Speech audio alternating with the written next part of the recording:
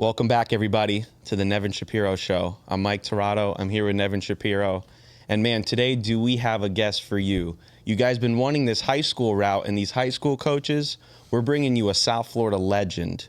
If some of you don't know his name's Kevin Miller. This guy's coached everywhere around South Florida. He's coached Monarch. He's coached Taravella. He's coached at U School. He's been all over as a quarterback's coach and an offensive coordinator.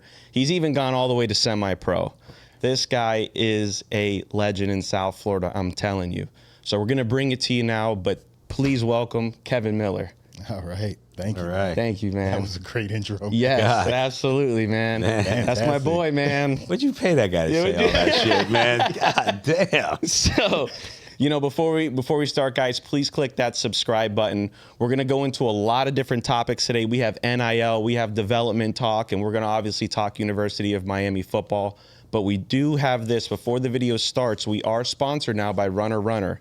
And Runner Runner is an app that you can download in the App Store, in the Google Play Store. Dodge buses, leap over trains, grab those coins, and unlock wild new characters. Go download now.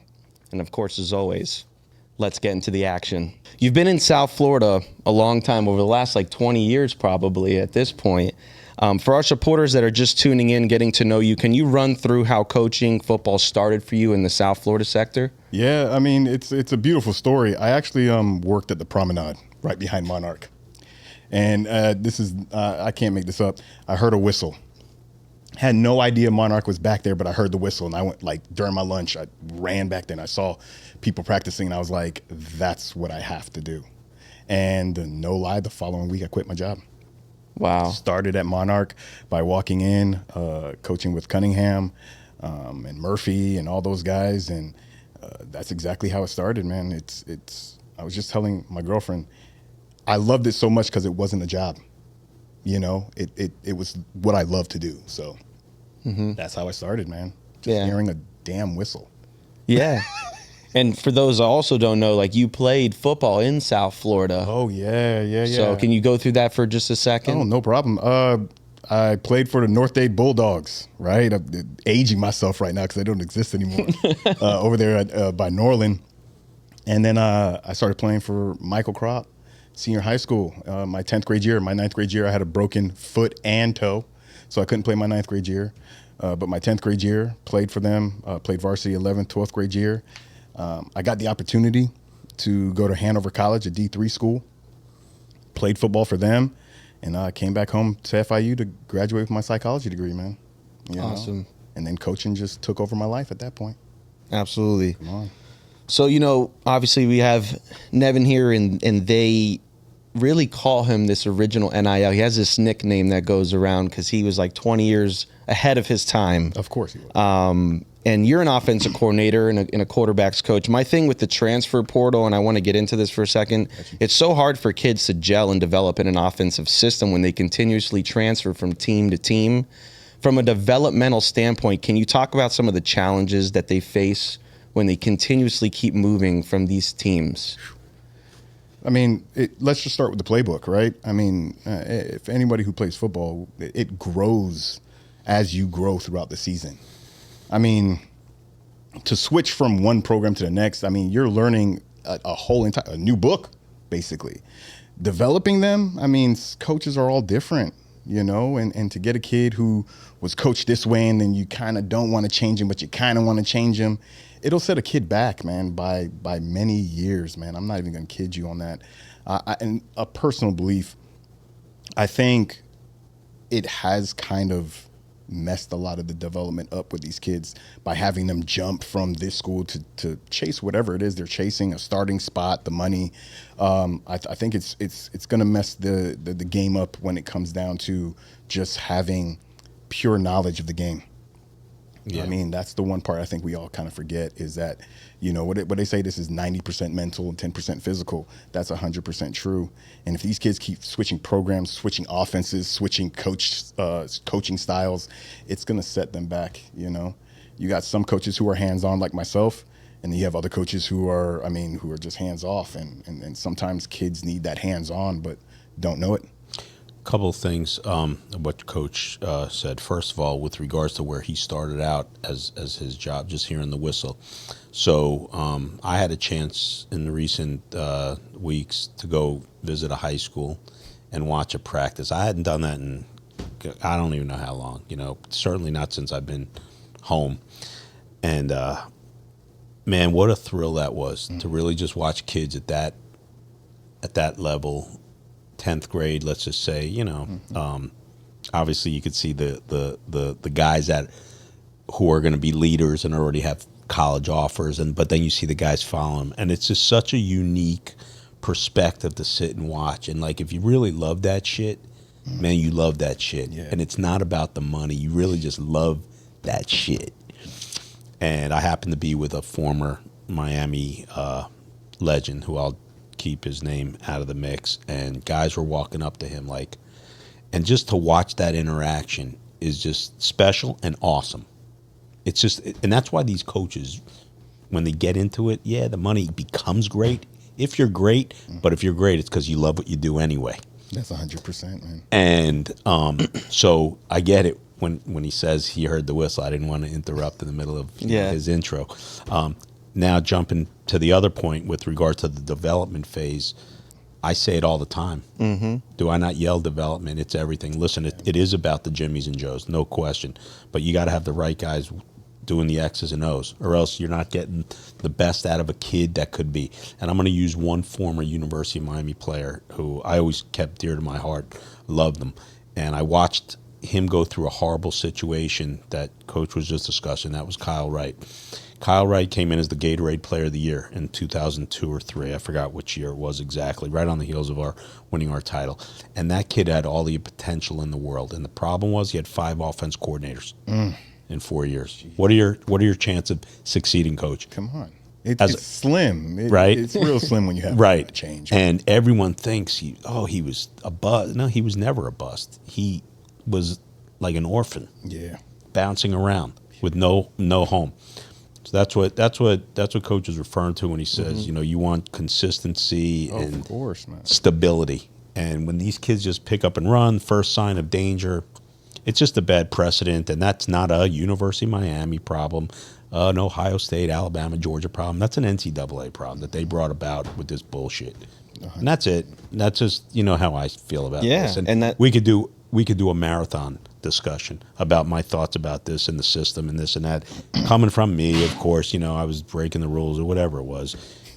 At the end of the day, man, they fucked this whole system up. Yeah, they did. What's your thoughts on that, man? That was what I was going to get into. Like, how do you feel about this whole NIL situation? Again, man, kind of like a double-edged sword, right? I'm happy that these kids are finally going to get a piece of the pie. Not a problem. Nobody disputes that. Right? I'm not mad at that part. Nobody does. Are they in it for that, or are they in it for the love of the game? And I think the love of the game is what's kind of missing, right? A lot of these kids are chasing the bag, as they say, and it screws a lot of that stuff up, you know, where kids would be there from freshman year to their junior, senior year, the love of the U, the love of FSU, the love of Tennessee, wherever. But now it's like, the whole growth pattern. It's done. There's no growing. None. There's no. Listen, let me tell you something. And this is, I think the loyalty might be gone, man. Oh, did we not just speak about it? Oh my God! Listen, I just told Mike. I just told Mike on our last show, and man, did we get unbelievable feedback like when I went off, Calvin Russell had just signed, and there's rumored reports about what he got, what he didn't get, this and that, but you can pretty much ascertain what he got in the window. And I said, look, how do you blame a kid for not choosing his hometown school? $3 million, Coach. Listen, I'm a little bit older than you, but like $3 million, you're in high school. What? Come on, man. What? Yeah. I'm going to play. Like I said, man, I'm going to play in fucking Iran. Yeah. Who cares? Right? Yeah. Yo, I'll be back when the season's up. You got a bomb shelter I can stay at? I'm cool. I'm there. You know what I mean? Like $3 million. It's just so over the top, gone from reality that it's like, where are we, man? This is like Elroy Jetson somewhere out of space type shit. It's just so stupid. Yeah. And yeah, the kids should get, and who's ever going to say they shouldn't be compensated? They should have been compensated years and years and years ago. But at least get a hold of the situation. That's all. It's bananas. And it's crazy because I think the rules are going to end up changing. It's going to become like, this, I don't know. The rule makers don't even know the rules. Come on. That's the problem. And here's what I was going to say. Life is not easy. You're going to lose in life. You want to win more than you lose. Of course. Okay? That's just life. Adversity is going to knock on your door. I don't care who you are, how much money you were born into, or how little you were born into. Adversity is going to knock on the door. How do you deal with it? If you don't start learning how to deal with it and confront it, hopefully at a young age, so you know better and you know how to navigate later on, just I don't like this coach. I'm never going to get a shot. I'm out. That's 100%. That was one of the lessons coaching this guy that we instilled in them. Is adversity is going to happen. How are you going to deal with adversity? If you get punched in the mouth first on that football field, what are you going to do? And I've seen it already, and I've heard it so many times. Oh man, and I ain't going to be here next year, man. I'm going to leave anyway. And it's like, Jesus. Yeah. Like, what happens when you lose at the other place? The message that has been promoted is just, it's a shame, and it's you got to adapt with the changes that come with it. Of course. And this is where we are now. And this is where we are. So, like, fan bases, I watch them go crazy on this Calvin Russell situation, the Derek Cooper situation, most recently from Chaminade, going out of town and signing with Texas. But who really knows how much money and what life changes and what his family may be going up against right now. Yeah. And, it's business. Yeah. At this point, there's point. no loyalty. So anyone on that thing, and all you could say to a kid is, good luck and God bless him. That's it. Not hate on him. Yeah, that's it. No, for sure. Until someone's standing in your face and giving you a $3 million check or $1 million check or $100,000 check, whatever it is. All right? Yeah. And, the coaching philosophies and the way that you guys coached us back then is so different now to what you can even do with players. So, like, when you're coaching now, I mean, I know you're an athletic, and I don't even know if I mentioned that you're an athletic director at Plantation. Yes. So now, you're still in the mix in this whole South Florida stuff. How do you, like, take these players and mentor them and coach them now with kind of these guardrails of you can't really, like, be on these kids like you used to? Like, how do you deal with that? Well, again, I think I'm kind of blessed to being a teacher. So the football players that I end up having in my classroom, we actually do have like one-on-one talks at times. And because Dorado, I have not changed. I'm blunt. I'm straight up. My cursing class, I do all that stuff, man. And they like the reality of it. So a lot of them do come up to me. They ask me a lot of questions. They ask me for a lot of guidance.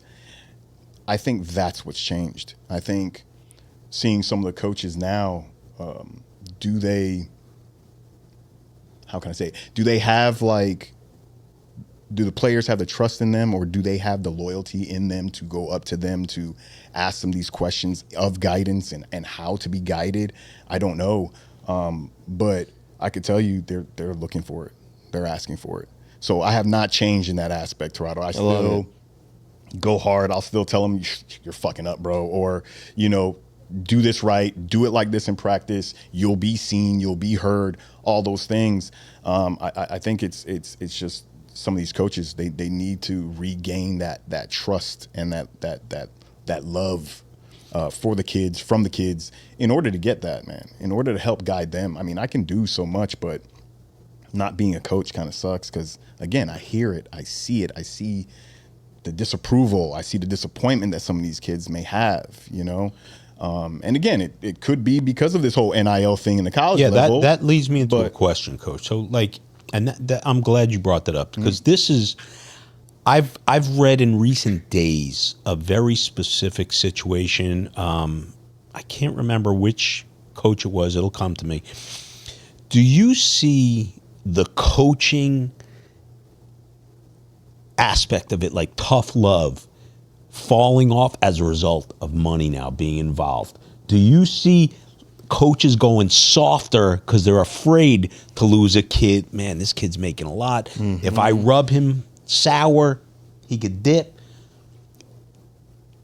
Yes. Right? Yeah. You can see it, and you're talking about psychology has given me some eyesight, to kind of see into the future, right? So I've seen this for probably a decade already. Mm-hmm. You could see that that's what it was. Yeah. Coaches, preferential treatment to Stand down. Yeah, to that person and let them kind of do what they want to do and how they want to do it, and it killed the rest of the team. Yeah. Morality, it killed the rest of the teams. Like, again, we keep going to the word loyalty. Yeah. Right. It killed that, and now that it's here front and center, where these high school kids get a little bit of that money. Yeah. And that is, I know it. I know. I already knew the answer. Yeah. I wanted to see it from your vantage point. Come on, because you're at the height. You're there. Yeah. You're in the lines then, right? So that leads me into another question. So, and this let's just, for everyone that's watching or whoever's watching, when my situation took place, he's lying, he's this, he's that, because everybody wants to believe, right? Mockingbirds are singing, it's blue skies, the gazelles are frolicking. Okay, this is fucking business, man. This is what it is. Okay, so now that leads me into my question.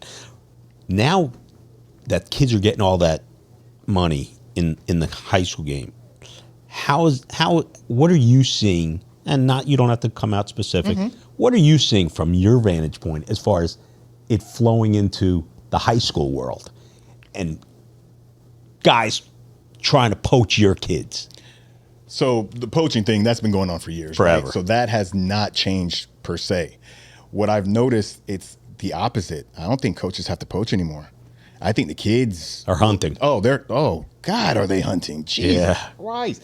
I would say that, like, back in the day, we would get maybe a St. Thomas kid, at Monarch, we'd get a St. Thomas kid, we'll get a Shum.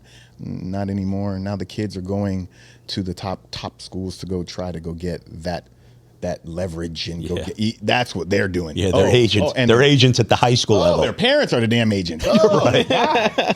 Pimp squad. Yeah. Oh God. Their parents are the agents. My kid, man. My kid is this.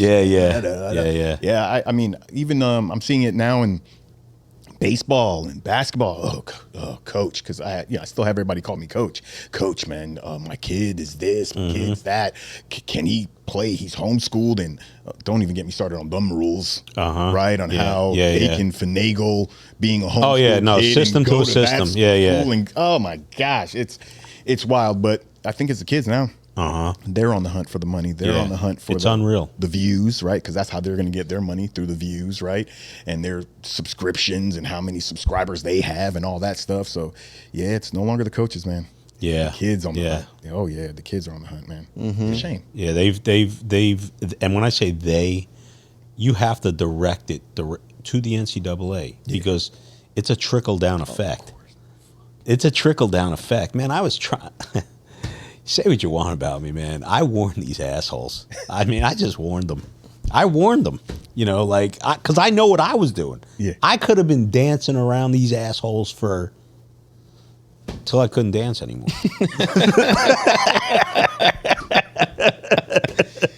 and there ain't shit they could have done about it. Yep. Yeah, I say that you are, and I was just thinking about this on the car ride. You're the guy from Napster before it was cool to be downloading music, man. Yeah. You I mean, it's crazy, but again, you saw the future, man. Oh man, and the crazy thing is, Coach,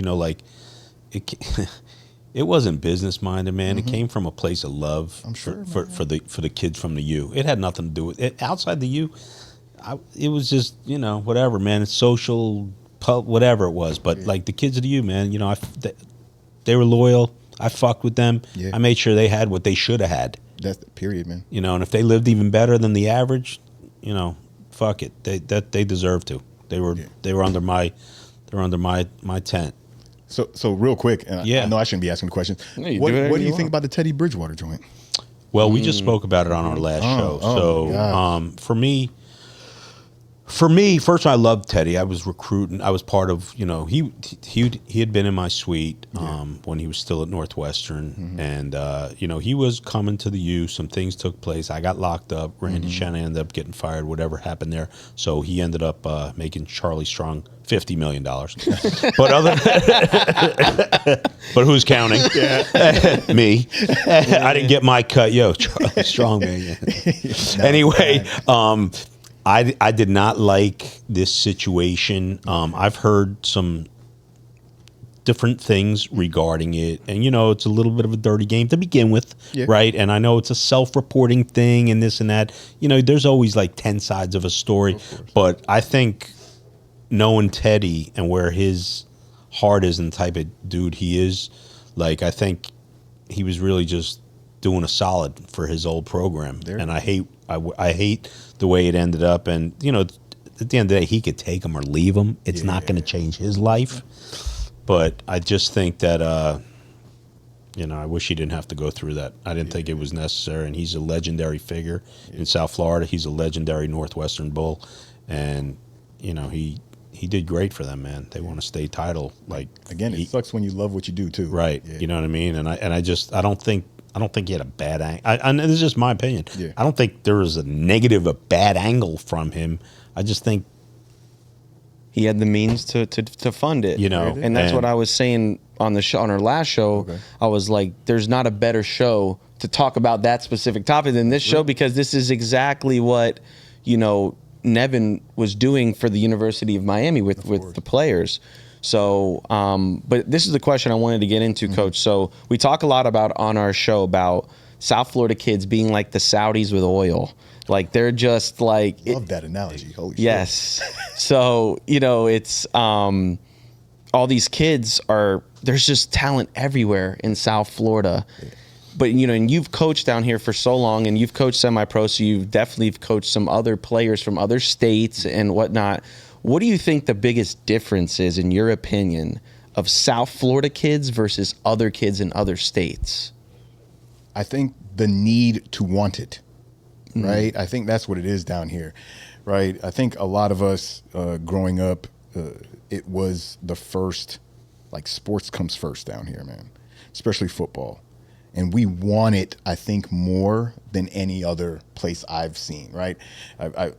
I've played football with Mr. Indiana, right, at Hanover College. I thought I was better than him, right? I mean, just, a freshman coming in, here's this sophomore, junior guy, and, no disrespect, but I just thought I was better than him coming from South Florida. And I had that swag with me going. If I knew you then, I'd have had you in the portal. You would have been Mr. Indiana.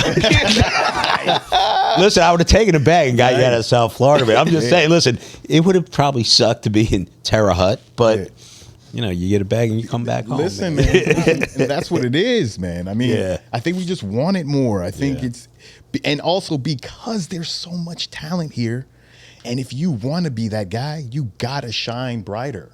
Like I'll never forget high school practice, right? I had just come off an injury. I had just come back from Jamaica, and I missed a few weeks of practice, but coach, obviously put me right in high school. I was a starter. I hear this kid, and he's like, who's this guy? Who's this guy? And it's what ends up happening, long story short, he ends up going to a D1 school as a cornerback because, again, he wasn't going to take my position as a running back. And I think that's what makes us different. We don't give up, first and foremost, right? If we're not going to make it in this position, guess what? We're going to be so good that we can make it in another You're staying position, on the field somewhere. I.e. Anquan Bolden being from Florida, right? I mean, quarterback going to receiver. Come on, man. Yeah. He's definitely a Hall of Famer. So it's, there goes that. It's, no question. That's what makes us a little bit different down here. Yeah, man. We really put, we're all South Florida guys, so we drink that Kool-Aid to the fullest. And I know there's bigger states out there, California, Texas, and they deserve their props, no question about it, man. But boy, there's just something about a Florida kid, and in my opinion, a Miami, a South Florida kid. Yeah. Yo, give me a South Florida 3-star. I don't care, man. I'm putting them up against whoever. Yeah, and that's just it. I've always thought, especially playing for you in those days, I just think it's competition. Every guy next to you is so good. Oh, yeah. It raises you. You have to play better. Yeah, I mean, you have no choice, or else you're going to the bench. You know, one thing I'm going to say, Mike, and we've been reading a lot of the comments. Obviously, you go through all of our comments, and the ones you feel, and for the most part, we answer all of them or the best we can, even the hate. But I'm starting to learn a little bit from the fan base that watches us, as far as maybe my position is a little bit too strong on South Florida, because really it has become such a business that these kids go elsewhere and you just can't grab every kid. And I'm actually learning a lot from the comments that are coming in, because I'm so old school, Coach, from how we, meaning the you, used to just do business. Yeah. And it's changed drastically. And it's just a much bigger platform now. And like you said, the kids are out there shopping their own things. Yeah. I just read that this kid, Derek Cooper, and I don't know him, but I could just tell you, like, I heard he didn't even visit Texas, and he signed with Texas. He didn't even go on an official visit to Texas. Got it. You know how we talked about Saudis with oil? Yeah, those are the oil guys in Texas. They definitely. Listen, and I told that to Mike on our last show. I said, you know, the Moss brothers, crazy, successful businessmen, good people from everything I hear, very wealthy, run really the funnel of money through the University of Miami, but like they got a Moss brother on every corner in Texas. Jeez. There's just, it's oil money. It's endless. Like when gas goes up to $4 a gallon, here comes another 3 more 5-stars they could sign. Like, because the revenue stream just doesn't end. It's just wild, you know. Texas so, wild, man, you know, there's crazy money, but that's what this has become. This has just become big business. I don't know how once you get through maybe 8 to 10 schools, anyone's going to be able to get outside of that is going to be able to break in and take over and become a dynasty or championship type team. There's too much money out there. There's just too much money. Yep. Yeah, I mean, going back to us being, you know, this South Florida thing, even, again, I played D3 ball. Every time we had a scouting report from the defense, the amount of Miami and South Florida players that were on that team from Ohio, from Iowa, from Pennsylvania, it was kind of ridiculous, man. You knew you were going to have to deal with those kids. Oh, I knew exactly what was going to happen. Right. I knew exactly what kind of person I was going to be. You were showing up the ball. Oh, come on. And you knew it right away. You knew that no matter what level, there was going to be somebody from South Florida, but they were going to be a pain dogs, in the ass. Bro. Pain in the ass. Dogs. Facts. Yep. The competition's just there. It's just what it is. And let me tell you something, Mike. Even when I was locked up, man, and this is no bullshit. Like when I was locked up and I'm playing intramural sports inside, which was like very serious inside, just so you know. You just knew when some dudes were from my, you're like, these dudes they got ringers, man. I already knew what it was, man. And I used to tell these dudes from other players, all right, man, I'm just telling you, man. You think you're walking through the park, man. This dude's coming to take your lunch. Yeah. So I wanted to get into this for a second. So we had Coach Davis on our show. Sweet. For those of you that didn't see the show, he's still currently the head coach of Monarch High School. Most people don't know this, but they're still running your offense that was implemented for the most part over 10 years ago. No, you got to take your credit here. Monarch has been wildly successful with your offense, pumping out elite stars like Calvin Ridley, Jerry Jeudy, Xavier Restrepo, to name a few. Yeah. Coach, where did you learn that offense? And secondly, like, why do you think these elite players are thriving in your system? So Cunningham, which was the coach that I coached with first, he had a system like it set up. But again, man, coming from being a Miami boy, right? The innovation that I saw in that, I had to grow it from where he had it. I coached you on JV, right? So you're talking about on JV, we ran, I don't know, maybe 60 plays. Mm-hmm. When he had it, they only ran like 3, right? So to blossom it, to then use the mind and, all right, let's run the same play out of every formation. Let's run this play out of every single formation so that no matter what, they have no idea. Then it grew into the numbering system, right? That they now have the numbering system. And the you know, the whole, and I'll do it, Texas, right? I think he still does it. I think Davis still uses Miami. Texas. Yeah. Oregon, right? Yeah. Transforming it into that to then confuse the opposing team. And then growing that into when I coached the All-Star games or when I coached semi-pro, into really confusing. I changed it to a number coloring system with the same the same formations being called either a pro team or a college team and all that. Why do they thrive in it? I think it gave every single player, all 11 on offense, a time to shine, right? The zone read, I think still to this day, I think coaches complicate it, right? We didn't complicate it at all, bro. You're literally blocking a zone. Go get the player who's in front of you, do what you got to do. And we ran it so well because we didn't complicate things, you know? And I think that's why all these kids were able to shine in it. I mean, think about it. I'll never forget it. Calvin Ridley's last game, right? We got Michael Harris at quarterback, and it's his last play before. I think he was 19-9, right? So he couldn't play the rest of the season. And he goes, "Coach, let's run 67." And I go, "Why are we running 67, bro? It's away from you." And I go, "Oh, that's right." He understood how to read the defense, because that's what we taught these kids. We taught these kids how to read the defense. It was going to the open receiver no matter what, and he knew he was going to be open based off of their coverage. So Harris rolls left, stops, plants his feet like I taught him, throws it to Ridley. He scores his last touchdown in high school on the backside. Oh my God. 60s, baby. Yeah, come on. Love it, man. I mean, everyone thrived. Everyone, story. all 11 people, the offensive line, the 4 receivers, our quarterback, our running backs. It didn't matter, man. I'm so glad you brought that up, because, I feel like because the coaches have to coach a lot softer, they don't get into schemes and certain, because you guys were on us and we watched even film in JV. Oh, hell yeah, we did. On JV. Yeah. I mean, they don't watch film on JVs in most schools. So, you guys were really ahead of your times in that aspect.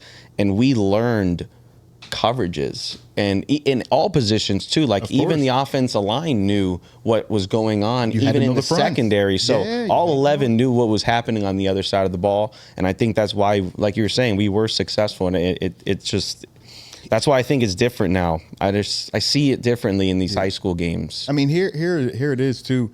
I've noticed that a lot of people don't take pride in their JV.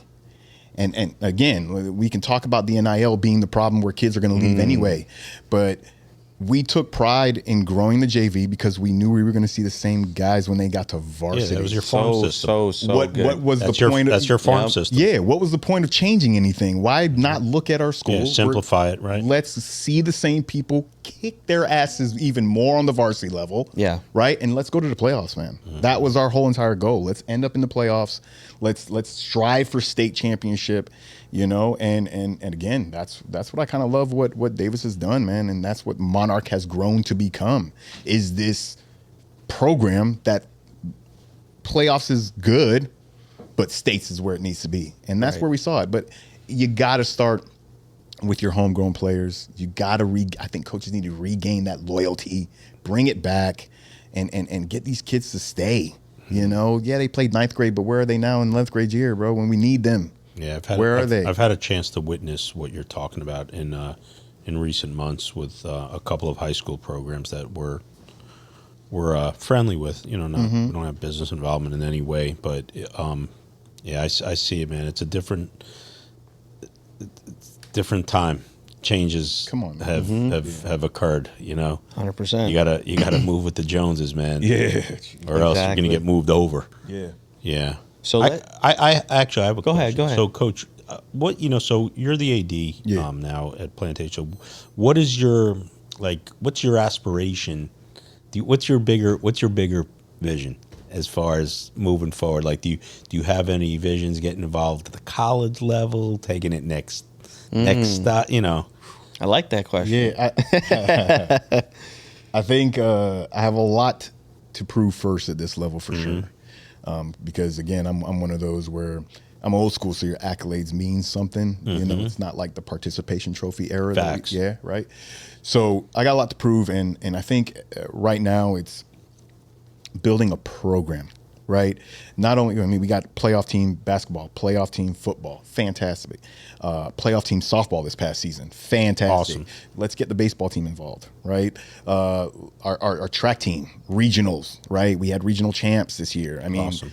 Building a program is the first step. And I think once people start hearing about your program, right, you build it, then they will come. Mm-hmm.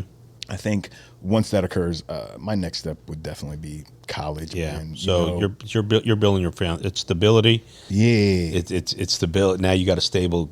You left it in great hands. Now it's time for There you it to, is. for you to grow. That's my only dream right there. Yeah, good. If I have a 5-year plan, that would be it. Yeah. Build the foundation so that the next person comes in, it's just cookie cutter, right? Right. And then go on and hopefully do the same thing at the collegiate level. Awesome. You Great know? answer. Oh, come on. Yep. Yeah. So I want to jump in. Obviously, as you know, this is a University of Miami podcast. So it's time to start talking about some Miami talk. And I love the shirt. I love the shirt. You're repping. You're Miami repping. through and through. I just course. want to say before he goes into this, I take a lot of heat for being very honest. Yeah. Right. This guy's an instigator. Yeah, I'm just saying he's an instigator. I know. Okay, I'm just saying, like, know. this guy knows how to light my match. Maybe that's what gets the clicks. I don't know, man. I'll talk that shit, but he fucking instigates. Gotta love it, though. Yeah, Yeah. go ahead, Mike. So let's get into this University of Miami talk. Yeah. So, Coach, I know you grew up a big Hurricanes fan. Oh, yeah. And I want to get your perspective as a quarterbacks coach Got it. on this acquisition of Carson Beck to the University of Miami. What's your overall opinion? I want you to be honest, Coach. Give it to him raw. Don't hold back. My brother and I were just talking about this, man. Oh, my God. Hey, this is it's not from us. Yeah. Could have stayed at Georgia, Like, if I could be honest, man, like, just, and again, I may not know jack shit, right? But looking at the quarterbacking, I thought we could have done a little bit better. I think bringing someone in personally, he's not horrible. The Miami swag, I don't think it's there. I think he came, again, we talked about it earlier, possibly for the money, possibly for the South Beach, possibly for the lovely ladies we have down here. So we'll see. Come soon. I got some tickets. I got my sister some nice little front row seat tickets coming up. And I'll see. But I mean, that's my personal opinion. Please don't hate me, people out there.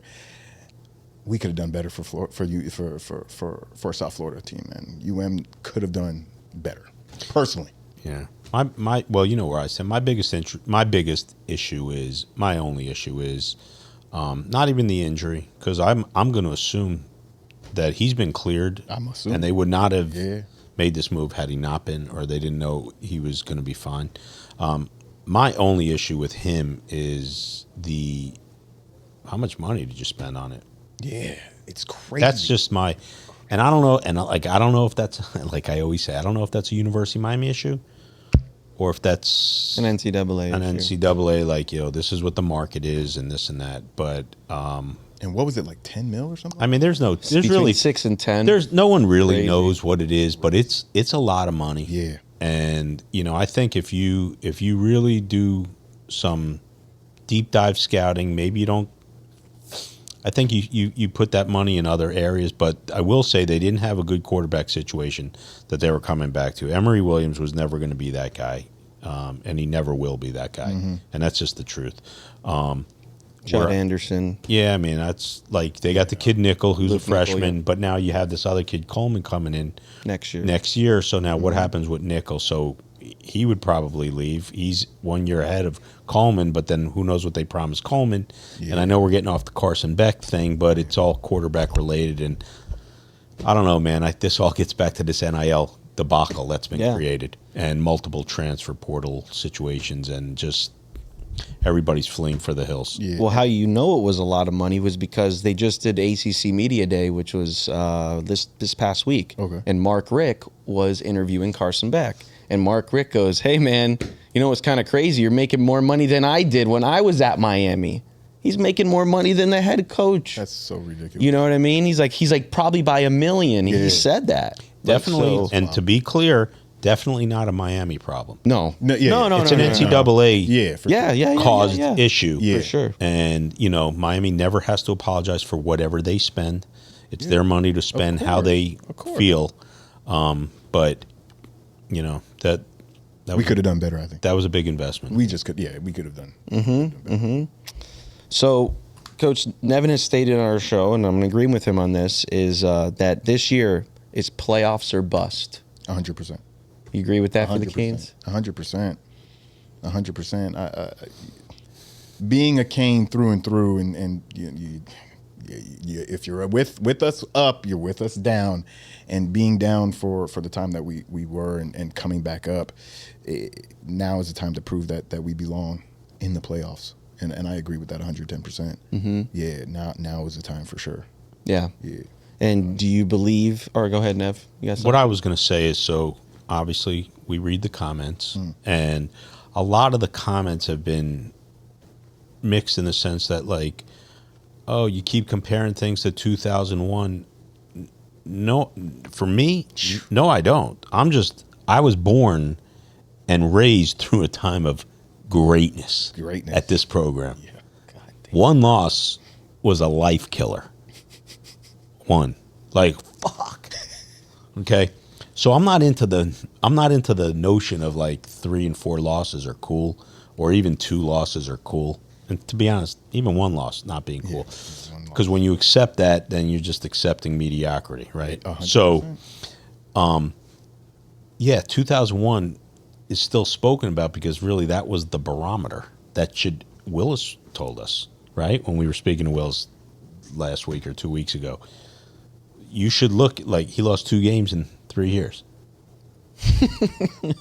right? Dorsey lost 1 and 4.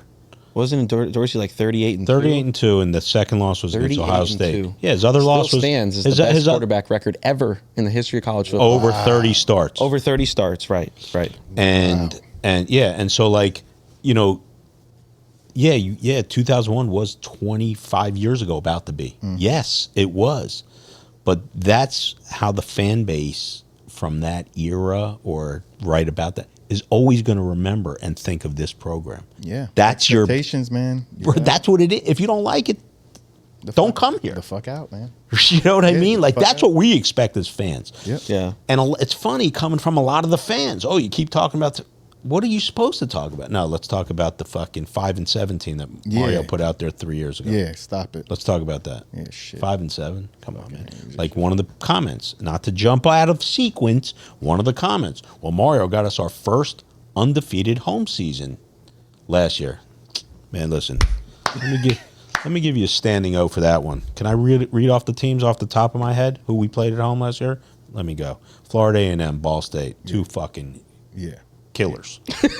Right off the rip. Wake Forest, goons.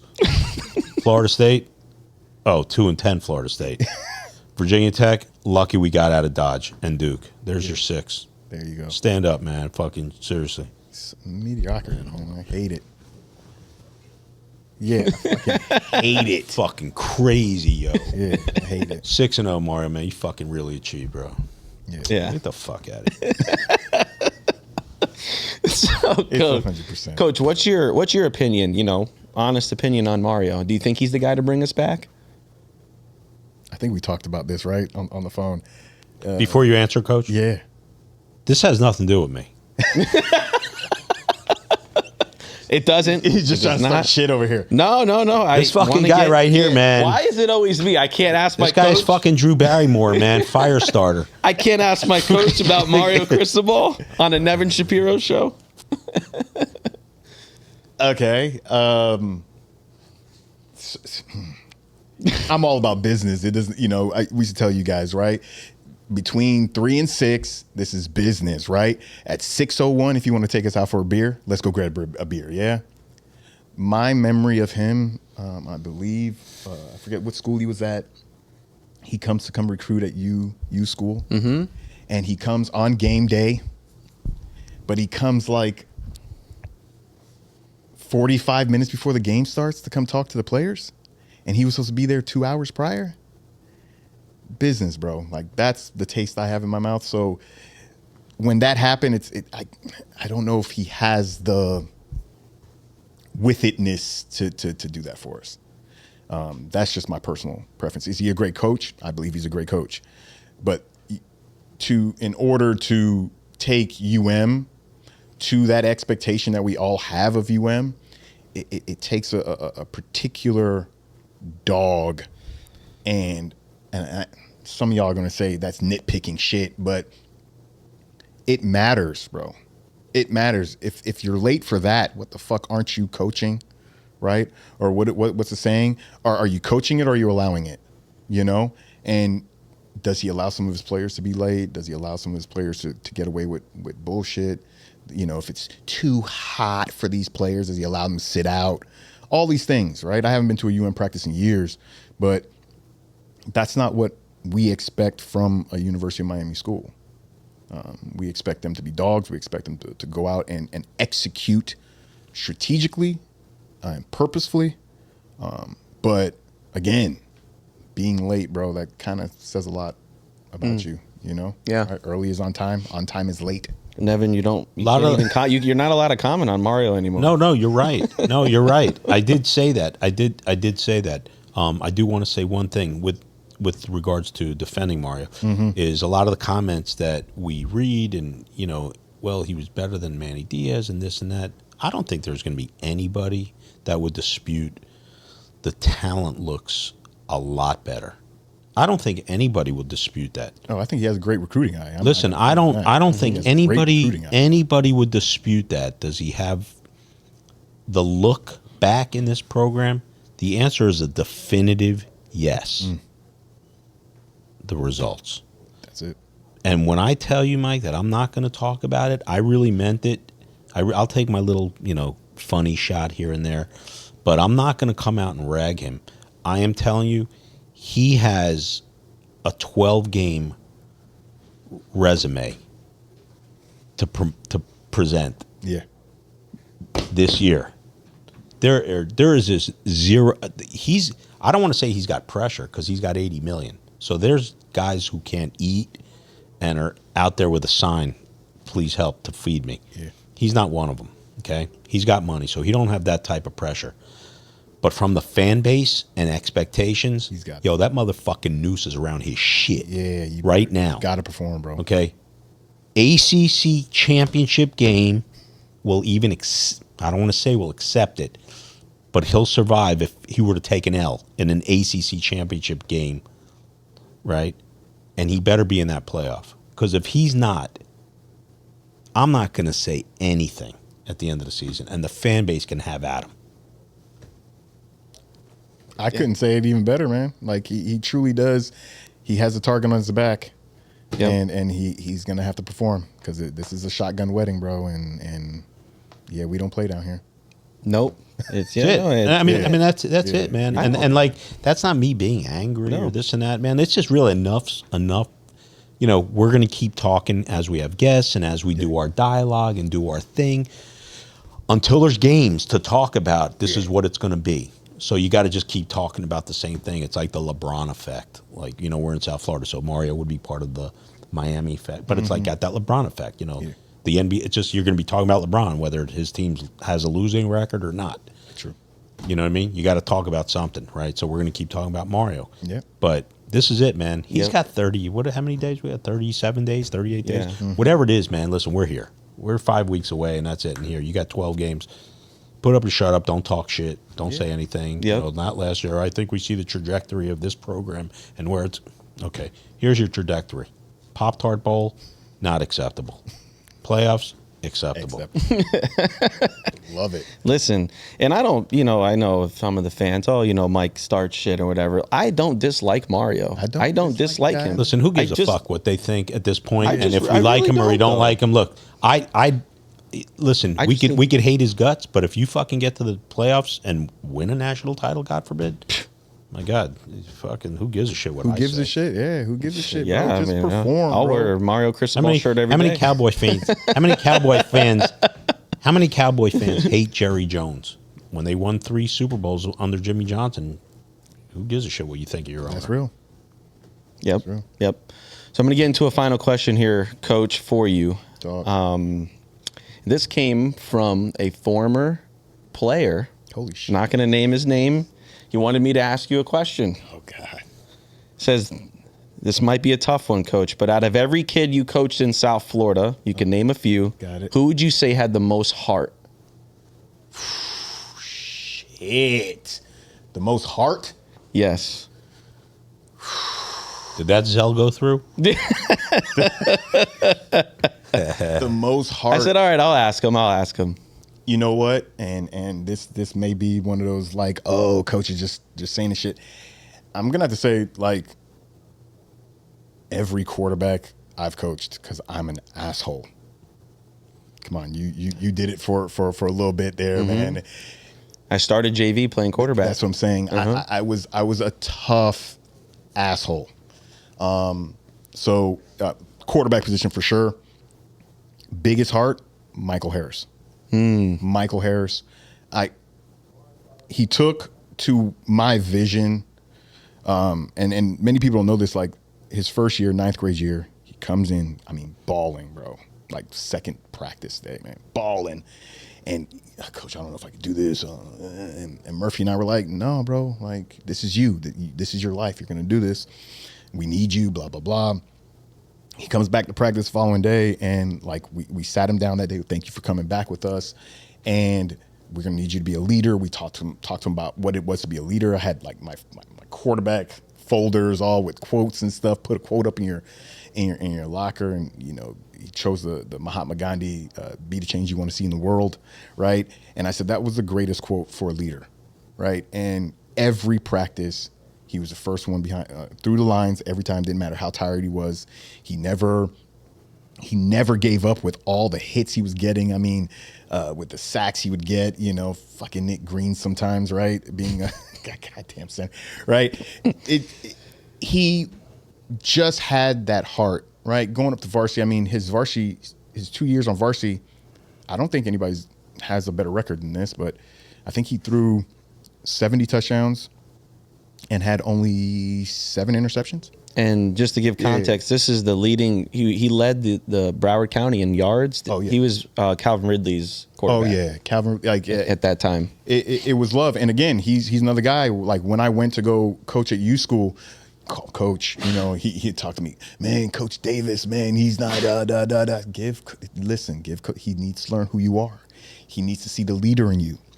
He needs to see that you have that talent, have that heart. Don't worry about it. You're going to get it.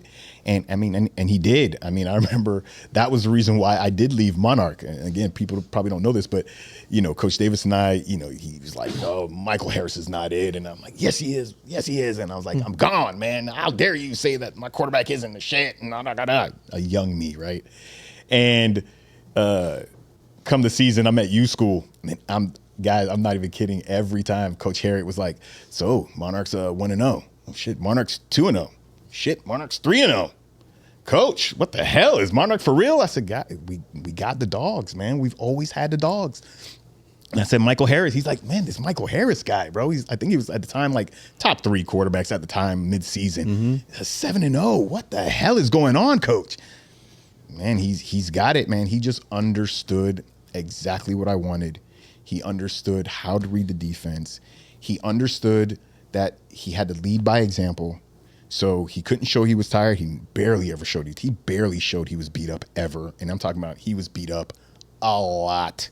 You know, I put him through the ringer. They let us hit the quarterbacks back then. Yeah, back then, hell yeah. Yep. And of course, I didn't stop you guys from hitting him. No. Bringing him down to the ground, hell yeah. I don't want him to mess his shoulder up or whatever. But hitting him, smacking him, yeah, do it. For me, and I talk about him a lot, even in class as an example, he's the biggest heart. Nice. The biggest heart. It's awesome. Great answer. Yeah. Let me tell you, man, I love these segments. I mean, yeah, it's great. It's great when we do our thing, and you know, the former players, those are fun. But like, man, I love these. Like, I love these. We've done now three high school coaches. Yeah, man, I love. And these there's segments. more to come, man. Yeah, like I really, truly, and we're getting a lot of feedback. Like, yo, bring on the high school coaches. They're reaching out to us. I love it, man, because that's really where this shit is birthed. Oh, this is where it's birthed. That's where it is, man. You know what I mean? You see these dudes doing their thing, and you know, in Hard Rock Stadium and this and that. Man, it started here, and these. On these peewee fields. Yeah. In the I'm streets. sorry, I got to shit on South Florida or Florida in general.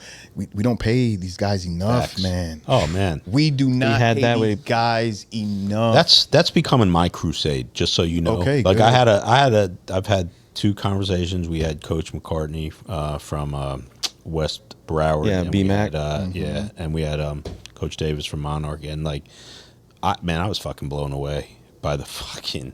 Yo, that's not even $3,000. That's like fucking. Dude, it's That's you know what we call $3,000 you know what we for call a that season. you know what Shit, we bro. call that shit inside, man. That's unicorn. Fuck. yeah, it's Yeah. bad, man. And it's bad because we can literally go next door to Georgia. We can go down the street to Texas. You're in a 6-figure world. and get money. You're in a 6-figure world. Listen, even as an AD down Yeah. here, again, it's shit getting paid down here because it's a stipend, right? If not to give out too much information, Yeah. but it's a stipend. In Texas, when I was like being an assistant athletic director, you're making $87,000 It's a year It's a birthright. to just athletically direct. And Yeah. I have to teach. I got to pick up some of this. I got to pick up some of that. I got to do Which- this in order to get to those numbers. Which you know? which hammers out our point from last show. Levels. Yeah.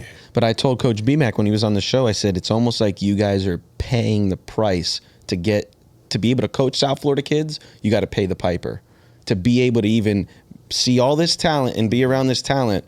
All right, because of that, we're paying you like dog shit. Yeah, you know, like they're because again, you go right up to Georgia where there's not as much talent as here, and there's head coaches making $200,000 a year. Yeah, and there are many schools down here that would kick their ass. Oh my fucking beat That them would by kick 30. their ass. By 30. Yeah, like it'd be embarrassing. I'm on to my next coalition. Stay tuned. Yeah, man. getting coaches paid, I think, is the biggest thing here.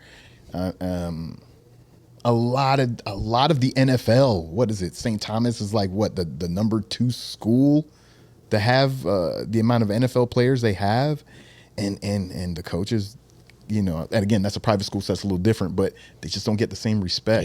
Yeah, You know, Sad. This is a further conversation we're gonna have in mid-season. Sweet. Yes. So, Coach, I want to send you off with this, man. I just can't thank you enough for coming on, and you know, you really gave me guidance and direction when I was a young kid, and you know, trying to navigate life and trying to figure out. And a lot of the principles that you instilled in me in those times, I still take with me today. I see it, bro. And you know, you guys were really, really hard on us and kicked our fucking asses in practice. Yes. Especially 2-a-days in summer. You guys used to call it Hell Week. Hell Week. And Just talking about that. Yep, man. Hell Week, Hell 2-a-days, brutal. And but again, you know, I think I needed it. You know, in hindsight's 2020. At the time, I thought you guys were assholes. But Naturally, now, bro. you know, it's like, man, I thank you, because when adversity hits, like Nevin was saying, Yeah. these principles, I can guide myself now. And man, I just so much respect and love for you, Coach. Man, Appreciate thank you a lot. Thank you for that. This is when you called me to come do this. Trust me, like my heart was filled with just gratitude and joy, and it's something that I teach my daughter right now. I tell her all the time. I say, hey, let me tell you right now. You may hate me now with some of the stuff I'm having you to do and all that stuff, but I promise you, in the future, you're gonna love the shit out of me, man. You're gonna love the shit. I tell my students the same thing. I am not for everybody, but for the ones I am for, you're welcome. The ones I'm not for, you're welcome, because you're gonna think back. Oh shit, Coach Miller did say this shit would happen. Coach Miller did say, and I hear it all the time when I Yep. see these kids, man. Oh, Coach, man, you said life was gonna life for real. I told you, man, you should have got your ass together now. But I mean, I'd rather be the asshole now Yep. and be the savior later than the opposite. Nah, man. Well, you're- I have one question for you, Coach. Now that you've done such a great job with this guy, can I give him back to you?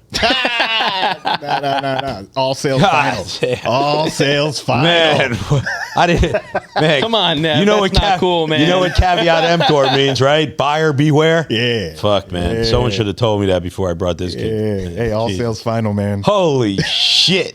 Come on, I'm not doing a good job, man. Nah, you are. I'm only kidding. I know, I'm only I know. kidding. But But he yeah.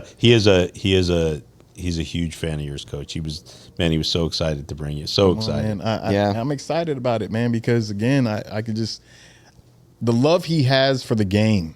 You saw it every practice. You saw it every game. Yeah. Right. Going over to defense. You thrive so much, and all that shit. Yeah. Oh my God! Every time he do that shit, I'm like, feeding off of him, man. Yeah. Yeah, man. I just watched all the Miami guys. He's and the I just same wanted- way, and he's the same way for the Canes, man. Like I when I watch, like for me, this is old hat already, but just to watch him, like, yo, man, you got to call on the other line from whoever, and he'd be like, man, is this guy real? Yeah, man, he's really calling.